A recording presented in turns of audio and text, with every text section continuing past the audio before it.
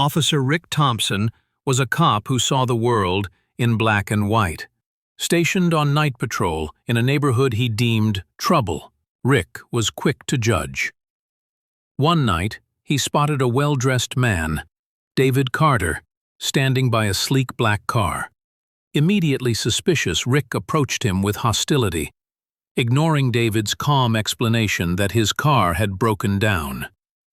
Rick, fueled by his own assumptions and a need to assert authority, handcuffed David, despite his polite demeanor and a subtle warning, "Are you absolutely sure you want to do this?" Rick sneered, convinced he was dealing with another criminal. Back at the station, Rick's superior, Lieutenant Garcia, looked at David with a strange recognition. Rick, however, brushed off her unspoken concern, confident in his judgment.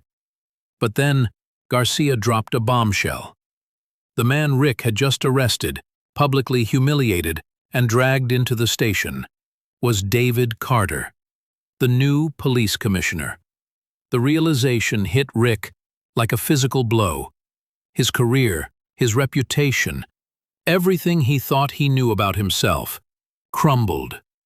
Commissioner Carter, remarkably calm, asked for a moment alone with Rick. He didn't yell or threaten. Instead, he spoke with quiet authority, highlighting Rick's bias and recklessness. "It shouldn't matter who I am," Carter stated, "whether I'm the commissioner, a fellow officer, or just an ordinary man on the street. You made assumptions, judgments without any basis beyond what you saw." A chance at redemption. Rick braced himself for the end of his career. But Commissioner Carter, surprisingly, offered him not punishment, but a chance to reflect. Rick was reassigned to community outreach, a role he'd always dismissed as soft work. It was a humbling blow, forcing him out of his comfort zone and into direct engagement with the very people he had misjudged. His new supervisor, Officer Emily Vargas, was a seasoned community officer who guided him. Rick felt exposed, constantly aware of the guarded skepticism from residents who had experienced officers like him before. During a mentorship session at a local school, a wary teenager named Jamal challenged Rick, asking, "Why did you become a cop?" Rick, for the first time, gave an honest, vulnerable answer. He admitted he'd lost sight of his purpose, making assumptions instead of seeing people. This raw honesty created a small crack in the wall of mistrust.